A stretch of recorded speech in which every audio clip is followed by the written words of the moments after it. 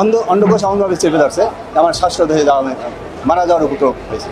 এরপর আমাদের চেয়ার থেকে ফেলে দেয়, আমি নিচে ফেলাই, আমার বুকে পাড়া দিয়ে ধরে, গলা পাড়া দিয়ে ধরে। আমি যদি ওখানে বলতাম। জামায়াত বিএনপির সংঘর্ষে নারী সহ অন্তত 7 জন আহত হয়েছে। পুলিশ এখন ওখান থেকে টেনে হিচড়ে রাস্তায় ফেলে দিয়ে গেছে। আমার ভাতের পাতিলে নেতা, আমার ভাতের পাতিলে নেতা, আমি বিচার চাই। 10 টাকায় সচিবালয়ের সামনে প্রতিবাদী ভাতের হোটেল বসালে হকার ও অটোরিকশা হটাও আন্দোলনের কর্মী সুহানি শিফাকে আটক করে পুলিশ। সেই সাথে ভাতের ভ্যানটি জব্দ।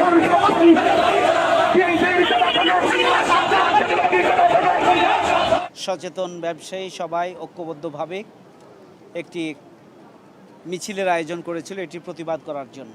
চাঁদাবাজ এবং দখলবাজ বিরোধী একটা মিছিলের আয়োজন করেছিল। ঠিক সেই সময়ে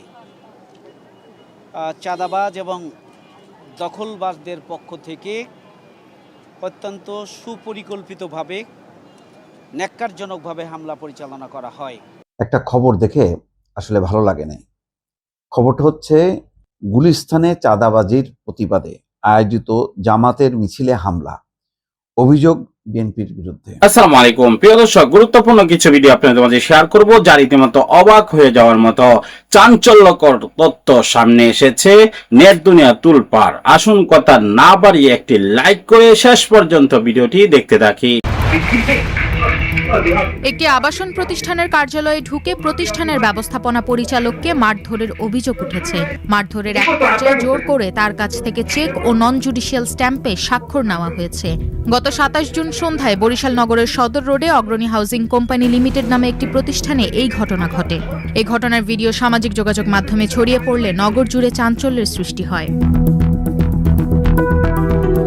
প্রতিষ্ঠানের ব্যবস্থাপনা পরিচালক আব্দুল আজিজ হাওলাদার তার কক্ষে বসেছিলেন। হঠাৎ 4 থেকে 5 জন ব্যক্তি ভেতরে ঢোকেন। এ সময় সবাইকে বের করে দিয়ে কালো জামা পরিহিত এক ব্যক্তি আজিজ হাওলাদারকে জাপটে ধরেন এবং তাকে চড় থাপ্পড় মারেন, শারীরিকভাবে লাঞ্ছিত করেন। পরে 2টি চেকে ও 2টি স্ট্যাম্পে তার সই নেওয়া হয়।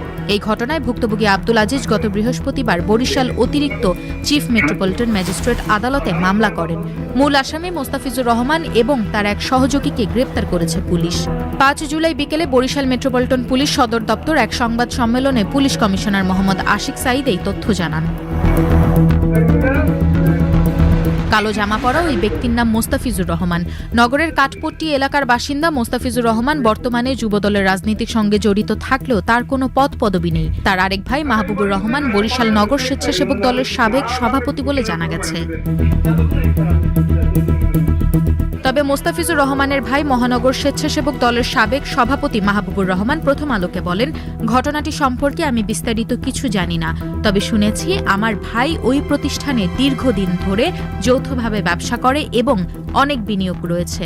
এর বাইরে আমি কিছু জানি না। আটক করছে কেন এটা আমি জানি না। এখন বাকি আমার জানতে হইবে থানায় কেন আটক করছে, এটা ওই আরো লোকজন আছে, ইউটিউবের ভাই আছে, এরা আছে, এরা কেন আটক করছে পরে জানি। এখন পর্যন্ত আমি কিছুই জানি না। আটকের ব্যাপারে আমি জানি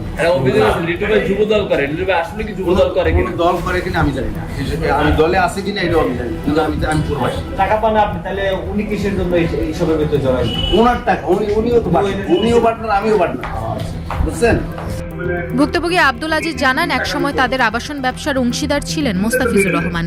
3 বছর আগে বিনিয়োগের বিপরীতে তার মূলধন ও লভ্যাংশ হিসাব করে সমপরিমাণ জমি তাকে হস্তান্তরের মাধ্যমে হিসাব নিষ্পত্তি করা হয়। ওই সময় কোনো পাওনা নেই এমন অঙ্গীকারনামাও দেন মোস্তাফিজুর। আব্দুল আজিজের দাবি, কয়েক মাস ধরে মোস্তাফিজুর রহমান 1 কোটি টাকা দাবি করে আসছিলেন, কিন্তু তার সঙ্গে সব ধরনের হিসাব আগেই চূড়ান্ত হয়ে যাওয়ায় ওই অর্থ দিতে অপারগতা প্রকাশ করা হয়। এর পরিপ্রেক্ষিতে গত 27 জুন সন্ধ্যা 7:30টার দিকে মোস্তাফিজুর তার কয়েকজন সহযোগীকে নিয়ে অফিসে ঢুকে তাকে মারধর করে। পুলিশ এখন ওখান থেকে টেনে হিচড়ে রাস্তায় ফেলে দিয়ে গেছে। আমার ভাতের পাতিলে নেতা, আমার ভাতের পাতিলে নেতা, আমি বিচার চাই। 10 টাকায় সচিবালয়ের সামনে প্রতিবাদী ভাতের হোটেল বসালে হকার ও অটোরিকশা হটাও আন্দোলনের কর্মী সুহানি শিফাকে আটক করে পুলিশ। সেই সাথে ভাতের ভ্যানটি জব্দ করে। ফুটপাত ও সড়ক পথচারীদের জন্য উন্মুক্ত করার দাবিতে মূলত তিনি এই কর্মসূচি দিয়েছিলেন। আমাদের ঢাকার মেট্রো রেলের মতো গুরুত্বপূর্ণ স্থাপনা হকারে ছেয়ে গেছে, দখল হয়ে গেছে। যদি মেট্রো রেলের মতো বাংলাদেশ সরকারের গুরুত্বপূর্ণ স্থাপনায় হকার বসতে পারে, তাহলে আমি কেন সোহানী শিফা এই সচিবালয়ের বাইরে ভাত বেচতে পারবো না? কারণ আমার টাকাটাই সচিবালয় তৈরি হয়েছে। মেট্রো রেলের নিচে কেন করব? ওখানে তো অনেক হকার আছে, আমার তো জায়গাই নাই। আমার তো মেট্রো রেলের ওখান দিয়ে হাইটা যাওয়ার জায়গা নাই। মেট্রো রেলের স্টেশন ফাঁকা করে দিলে আমি আমার বাসায় ফিরে যাব। গতকাল রাতে সামাজিক যোগাযোগ মাধ্যমে দেয়া এক পোস্টে শিফা জানিয়েছিলেন, ঢাকার মেট্রো স্টেশনগুলোর রাস্তা দখলের প্রতিবাদে রোববার থেকে ভাতের হোটেল দিচ্ছি সচিবালয়ের দরজায়। সোহানী শিফার হোটেলে 10 টাকায় ভাত পাবেন গরিব ও অসহায় মানুষেরা। সোহানী শিফার ভাতের হোটেল, কালকে রবিবার দুপুর 12টায় আমি সোহানী শিফা ভাতের হোটেল খুলতে যাচ্ছি সচিবালয়ের দরজায়, এবং সচিবালয়ের দরজায় ভাতের হোটেলে 10 টাকায় আপনারা ভাত খেতে পারবেন। শিফার আন্দোলনে সংহতি জানিয়ে এক পথচারী জানান, বিদেশি ফুটপাতগুলো কিভাবে ব্যবহার করা হয়। তারা বিদেশে যায়, বিদেশে দেখে না রাস্তাগুলো কিভাবে হাঁটে, রাস্তায় কিভাবে গাড়ি চলে, ওরা দেখে না ফুটপাত কিভাবে। রাস্তায় বিদেশেও ফুটপাত আছে, 1 মাইলের মধ্যে কতগুলো ফুটপাত বসতে পারে, সে অনুযায়ী কিছু ফুটপাত তারা দেয়। সারা ওয়ার্ল্ডে ফুটপাত আছে। আপনারা বিশ্বের বিভিন্ন দেশে ঘুরেন, আপনারা জানেন না পৃথিবী কিভাবে চলতেছে। এখন গুলিস্তানে যেখানে নগর ভবনের সামনে ফুটপাত বসে, যেই নগর ভবন তার সামনের ফুটপাত পরিবর্তন করার মানে তাকে রাষ্ট্রের শক্তি পরিবর্তন করবে। সচিবালয়ের সামনে ভাতের ভ্যান বসানোর কিছুক্ষণের মধ্যেই রাস্তায় জ্যাম তৈরি হয়। পেছনের গাড়িগুলো তীব্র হর্ন দিতে থাকে এবং ক্ষিপ্ত হয়ে যায় মোটরসাইকেল আরোহী। আপনার এই লঞ্চে কিনে তো হবে না, এটা তো রাস্তার মধ্যে চলতেছে মানুষ। আপনাকে সাইড করেন, আপনার জন্য দেখেন কয়টা গাড়ি দাঁড়িয়ে আছে। উনি এটা করতেছে ভালো কথা, আমি তো মানা করি নাই। আপনি একটু সাইড করেন, গাড়িগুলো ছেড়ে দেন। এই যে অজস্র গাড়ি রাস্তার উপরে দাঁড়ায় আমাদের প্রতিবন্ধকতা সৃষ্টি করতেছে, চলাচলের প্রতিবন্ধকতা সৃষ্টি করতেছে, অথচ বলার কেউ নাই। দুপুর 12:55 সোহানী শিফার ভাতের ভ্যানটিকে পুলিশ জব্দ করে সচিবালয়ের 1 নম্বর গেট থেকে সরিয়ে নেয়। বেশ কিছুক্ষণ আগে সোহানী শিফা তিনি প্রতিবাদ স্বরূপ একটি ভাতের হোটেল নিয়ে সচিবালয়ের ঠিক গেটের সামনে বসে গিয়েছিলেন এবং সেখানে বেশ কিছুক্ষণ অবস্থান করার পর পুলিশ সেখানে এসে তার সাথে কথা বলেছেন এবং কথা বলার এক পর্যায়ে তিনি সেখান থেকে সরে যেতে অসম্মতি জানালে পুলিশ তার যে ভ্যানটিতে করে তিনি ভাত, ডাল, আলু ভর্তা নিয়ে এসেছিলেন সেই ভ্যানটিকে এই মুহূর্তে সরিয়ে দিচ্ছেন। ভাতের ভ্যান পুলিশ সরিয়ে নেবার পর সচিবালয়ের সামনে বসে যায় সোহানী শিফা। এই সময় তিনি বলেন, আমরা ট্যাক্স দিলাম, ভোট দিলাম, আমাদের রাস্তা নাই। আমরা ট্যাক্স দিলাম, আমরা ভোট দিলাম, আমাদের রাস্তা নাই। প্রত্যেকটা মেট্রো রেল স্টেশনের নিচে হকার সরাই নিতে হবে, নাহলে সচিবালয়ের সামনে ভাতের হোটেল খুলবো। আমি আমার বাচ্চা নিয়ে স্কুলে যাইতে পারি না, হেঁটে যাইতে পারি না, ফুটপাত পুরো দখল। প্রত্যেকটা স্কুলের বাইরে বাইরে আপনারা দেখবেন এভাবে করে হোটেল ভাত তরকারি নিয়ে বসছে। কেন বসবে? আমি কথা বলেছি, আমাকে পুলিশ এখন ওখান থেকে টেনে হিচড়ে রাস্তায় ফেলে দিয়ে গেছে। আমি এখানে বসছি, আমার ভাতের পাতিল, আলু ভর্তার ডাল এখানে দিয়ে যাইতে হবে। সরকারের লোক, তা না হলে কিভাবে দখল হয় সরকারি স্থাপনা? বলেন, স্কুলের বাইরে কিভাবে দখল হয়? সরকারি লোক দখল করেছে। তারেক রহমানকে বিচার করতে হবে। আমি ওনার কাছে বিচার চাই। সংসদে বিরোধী দল আছে, বিরোধী দলের সিগারেটের দাম নিয়ে দুঃখ, বিরোধী দলের ফ্ল্যাট, ওয়াশিং মেশিন, বালিশ লাগে, আর আমাদের বাচ্চাদের রাস্তা লাগে না। আমাদের রাস্তা খালি করে দিতে হবে। রাস্তায় বসে প্রতিবাদ জানানোর এক পর্যায়ে পুলিশ সোহানী শিফাকে আটক করেন। আমার ভাতের পাতিল এনে দাও, আমার ভাতের পাতিল এনে দাও, আমার ভাতের পাতিল এনে দাও। ম্যাডাম প্লিজ ওঠেন। আমিও যাব না। না, আমি যাব না। আপনি দয়া করে ওঠেন। আসুন।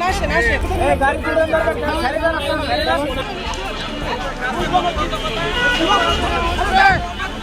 ওনাদের জিজ্ঞেস করেন আমি কে।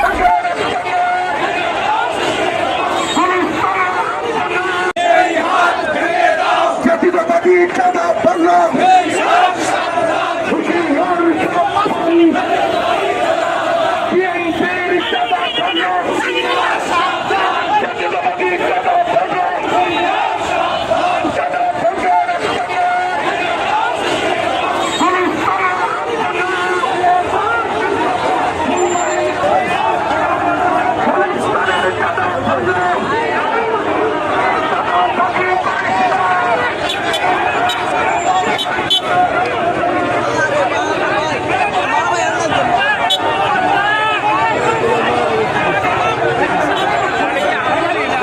সম্পূর্ণ ভিডিওটি দেখলেন, বুঝতে পেরেছেন ভিডিওটি অত্যন্ত গুরুত্বপূর্ণ। আমরা ব্রেকিং নিউজ, তাজা খবর, আপডেট টপিকগুলো আপনাদের মাঝে শেয়ার করে থাকি।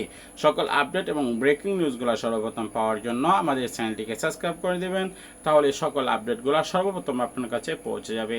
দেখা হচ্ছে পরবর্তী ভিডিওতে, সে পর্যন্ত ভালো থাকুন, সুস্থ থাকুন, বিদায় নিচ্ছি। আসসালামু আলাইকুম।